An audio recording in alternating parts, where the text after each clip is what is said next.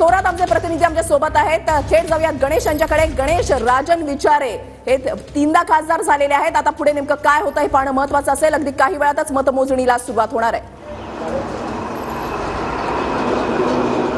नक्कीच या ठिकाणी ठाण्यामध्ये बालेकिल्ला मुख्यमंत्र्यांचा एकनाथ शिंदेचा मानला जातो आणि आपण सध्या ठाण्याच्या हॉरायझन स्कूलच्या बाहेर आहोत। याच ठिकाणी 8 वाजता मतमोजणीला सुरुवात होणार आणि सुरुवातीला आता कर्मचारी असतील, पोलिंग एजंट असतील, हे देखील आता आतमध्ये प्रवेश करताना आपल्याला पाहायला मिळतं, पाहू शकतो। या ठिकाणी मतमोजणीला सुरुवात होणार आहे। मात्र या ठिकाणी अटीतटीचा सामना देखील पाहायला मिळणार आहे। शिवसेना वर्सेस शिवसेना, शिवसेनेमध्ये 2 उभी फूट पडल्यानंतर या ठिकाणी ठाण्यामध्ये राजन विचारे हे ठाकरेकडून मशाल चिन्हावरती उभे आहेत, तर या ठिकाणी नरेश मस्के हे धनुष्यबाणावरती उभे आहेत। त्यामुळे नक्कीच या ठिकाणी कोण बाजी मारतं हे देखील पाहणं गरजेचं आहे। मात्र सध्या तरी राजन विचारे 2 टर्म हे खासदार झाले, तिसऱ्या वेळेस देखील हॅट्रिक मारणार का हे देखील पाहणं गरजेचं राहतं। मात्र दुसरीकडे बघायला तर नरेश मस्के हा एक नवीन चेहरा जे आहे ठाण्यामध्ये लोकसभेमध्ये देण्यात आला शिवसेनेकडे, त्यामुळे नक्कीच अटीतटीचा सामना कशा प्रकारे असणार हे देखील पाहणं गरजेचं आहे। मात्र सध्या तरी या ठिकाणी पोलिंग बूथवरती पोलिंग एजंट याला सुरुवात झालेली आहे। एकूण 84 टेबल्स या ठिकाणी असणार आहे। 176 फेऱ्या पूर्णतः विधानसभा निहाय, लोकसभा निहाय या ठिकाणी घेण्यात येणार आहे। त्यामुळे नक्कीच पोलीस बंदोबस्त देखील वाढवण्यात आलेला आहे।